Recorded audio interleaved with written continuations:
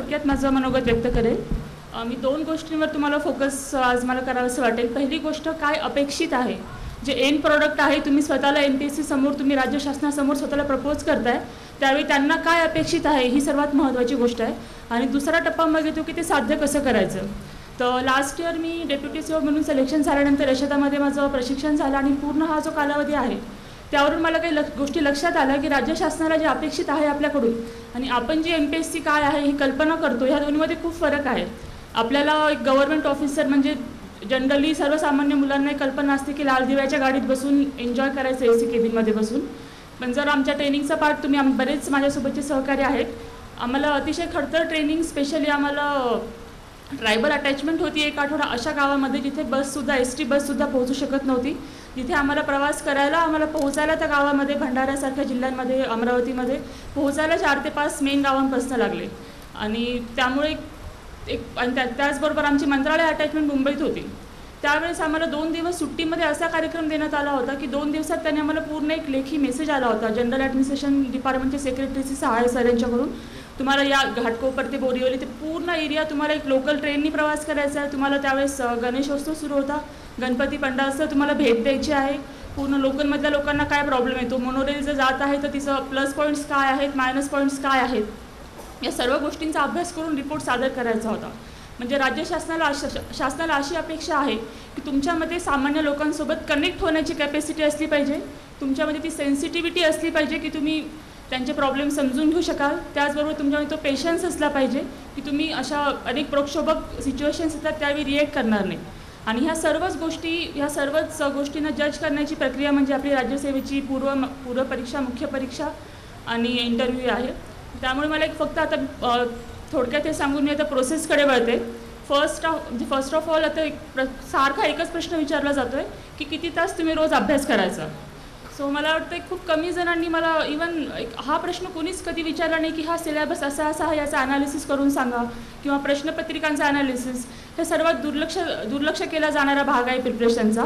आणि कमीत कमी तुम्ही पुण्यात राहणारा इथे येऊन अभ्यास करणाऱ्या मुलांनी तरी या गोष्टीकडे दुर्लक्ष करू नये अशी मला अपेक्षा आहे. तुम्ही सकाळी जेव्हा अभ्यास सुरू करता तुमचा अभ्यास हा तुमच्या सिलेबसची एक रीडिंग करूनच झाला पाहिजे. आणि हे जे सारखं आपलं म्हटलं जाते की अनिश्चितता कधी आहे, जर तुम्ही त्या अनिश्चिततेला अतिशय कमी करू शकता. जरी पूर्णपणे अनिश्चितता आपण त्यातून इलिमिनेट नाही करू शकलो तरी सिलेबस आणि प्रश्नपत्रिकेचा अभ्यास यामुळे ही अनिश्चितता मला वाटते 70 to 80% पर्यंत कमी होऊ शकते. आणि स्पेशली तुम्ही जर मागच्या वर्षीचा 2013 आणि 14चा जर रिझल्ट तुम्ही पाहिला, बरेच लोकांचे सक्सेस म्हणजे बऱ्याच लोकांनी दोन्ही वर्ष यश मिळवलेलं आहे.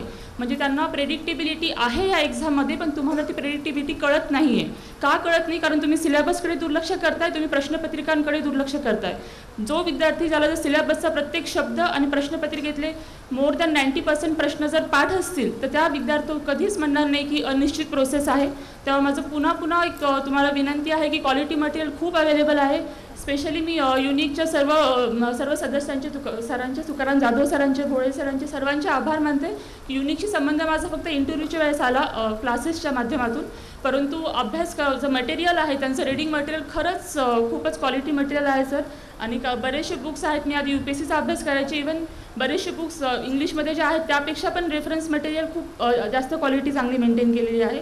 त्यामुळे मी पूर्ण युनिकच्या टीमचे पुन्हा एकदा आभार मानते आणि खरंच त्यांचं यशस्वी आहे, त्यांचं श्रेय आहे त्यामध्ये. मला एवढंच म्हणायचं की तुम्ही ह्या गोष्टींकडे कोणता टॉपर, कोणती पुस्तकं, आम्ही काही ऑक्सफर्डमधून कोणी काही पुस्तकं मला नाही वाटत कोणी मागवलेली आहेत. 30 पुस्तकं वाचतोय जे तुम्ही सगळे वाचताय. फक्त वाचण्याची पद्धत बघा, पद्धत बदला. एक छोटे स्लॉट्स करा, तुमची किती कॅपॅसिटी आहे बसण्याची. 1 तास सध्या असेल तर 2 तास, 1.5 तासावर, 2 तासावर, 2.5 तासांवरती न्या. आणि विषय बदलत राहा. एकच विषय 4 दिवस करण्यापेक्षा रोज 2 ते 3 विषयांचं 3-3 तासांमध्ये तुम्ही डिव्हिजन करा. आणि पुन्हा एकदा महत्त्वाची गोष्ट की प्रश्नपत्रिका मागच्या 2 ते 3 वर्षातल्या अजिबात इग्नोर करू नका. पूर्ण प्रश्नपत्रिका तुम्हाला पाठ असतील तर या पूर्ण प्रोसेसमध्ये अजिबात अनिश्चितता नाही आहे. आणि जे फार अभ्यास करणं ही प्रक्रिया जर तुम्हाला खरंच अवघड वाटत असेल तर आधी पण कुणीतरी म्हटलं अभ्यासापेक्षा ट्रेनिंग खूप जास्त हार्ड आहे आणि ट्रेनिंगपेक्षा तुम्ही फील्डवर आल्यानंतर त्यापेक्षा जास्त मेहनत आहे. त्यामुळे तुम्ही जो सध्या जी प्रोसेस तुम्ही करताय हा तुमच्या आयुष्यातला सर्वात आनंददायी बाब आहे. हे तुम्हाला आत्ता पटणार नाही, पण तुम्ही पुढच्या वर्षी जेव्हा तुम्ही सगळे प्रशासनात याल त्यावेळेस तुम्हाला माझं म्हणणं खरंच पटेल आणि आम्हालाही असं वाटतं की लास्ट इयरचा जो आधीच्या वर्षांमधला जो अभ्यासाची प्रक्रिया जी होती ती आमच्या आयुष्यातले सर्वात सोनेरी क्षणांपैकी एक होती. त्यामुळे आज ही प्रोसेस एन्जॉय करा, अजिबात दडपण घेऊ नका. तुम्हाला चांगलं मार्गदर्शन लाभलेलं आहेच. फक्त फोकस्ड राहा आणि यश नक्की तुम्हाला मिळेल. धन्यवाद.